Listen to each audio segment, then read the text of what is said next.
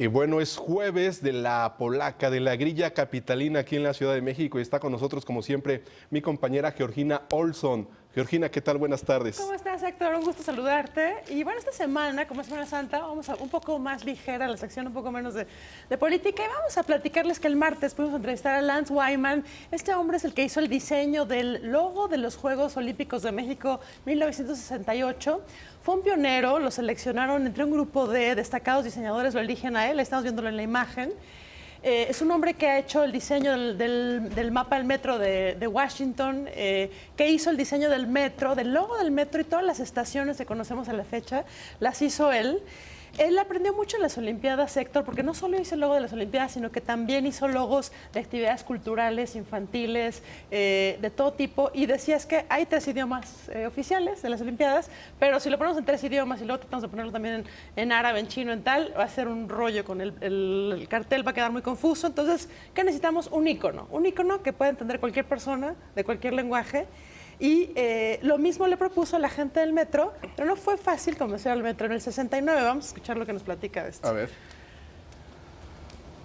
¿Cómo es el proceso para desarrollar los iconos del metro? Well, I think the first thing was trying to be convincing that we should make icons for all the stations, because you have to remember, back in 1968, 69, icons were for Olympics, and they were starting to use them in airports and things for, you know, restrooms, and other than that, people thought icons were for illiterate people. Y es que en el 69 no era muy usual el tema de los iconos, ¿no? Ahora se nos hace Para muy identificar usual. las estaciones del metro. Exactamente, no era muy usual, y el Ángel Borja del metro le decía, ¿tú piensas que los mexicanos son analfabetas? ¿Por qué quieres ponernos iconos? Y dice, no es que crea que sean analfabetas, es que es muy fácil que a golpe de vista identifiques Pino Suárez por la pirámide. La pirámide circular, que es el logotipo de Pino Suárez. De hecho, hay mucha gente que seguía, te bajas en la estación donde está el cañón, que es Banderas, por ejemplo, claro, ¿no? claro, Te claro. bajas en donde veas a Benito Juárez y ahí la gente se ubica muy bien. Que hay que también comentar, Georgina Olson, que en otros metros de otras ciudades del mundo, por ejemplo en Berlín, no se usan iconos, simplemente es el nombre de la estación y punto.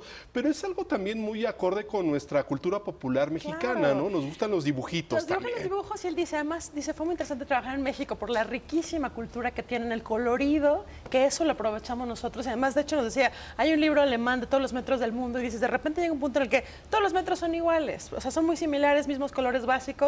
Llegas a México e incluso los colores y los diseños del metro son más interesantes, más cálidos, ¿no? También.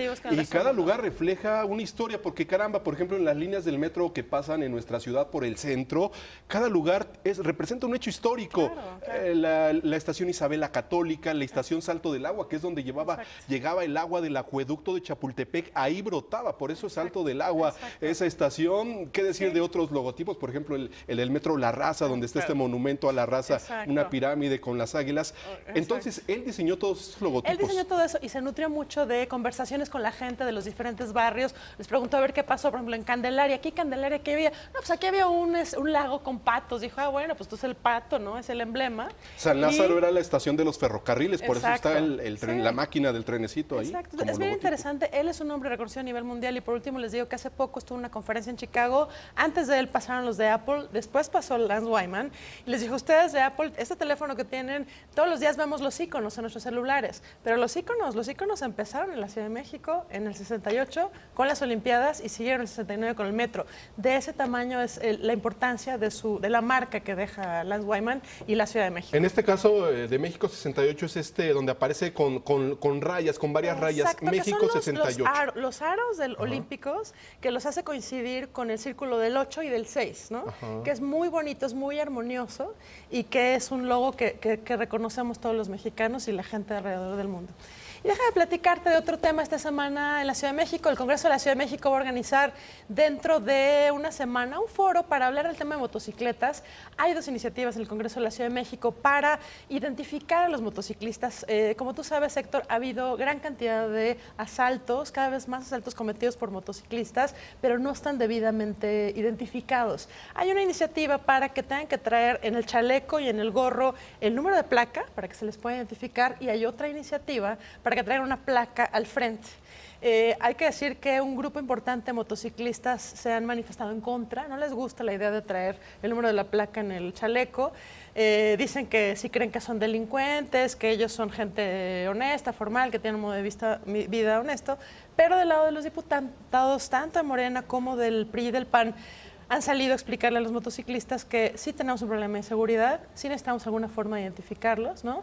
Y justamente en ese foro se va a hablar con expertos, con motociclistas, para ver la forma de tener bien identificados en caso de que se cometa un ilícito, se sepa exactamente quién es el propietario, cuál es el número de placa y qué procede, ¿no? Efectivamente, porque sí, sobre todo en zonas donde abunda el comercio informal, también las motocicletas sirven para asaltos, ¿no? Exacto. Les arrebatan ahí la bolsa, ¿no? Pues, si bien les va, se debe de regular. Entonces, pues va a ser el lunes 29 de abril, lo promueve el diputado Jorge Gaviño, líder de la bancada del PRD en el Congreso local, y vamos a ver qué resultado sale de ahí, porque después tienen que empezar ya a dictaminar esta ley que esperan votar en el mes de mayo.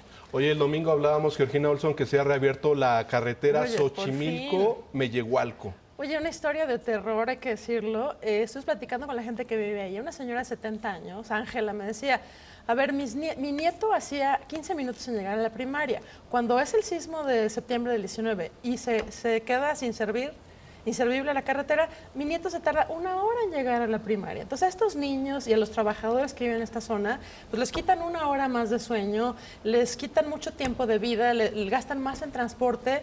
Y yo creo que es uno de los casos, Héctor, donde habría que investigar la responsabilidad que tuvo la administración pasada, ¿no?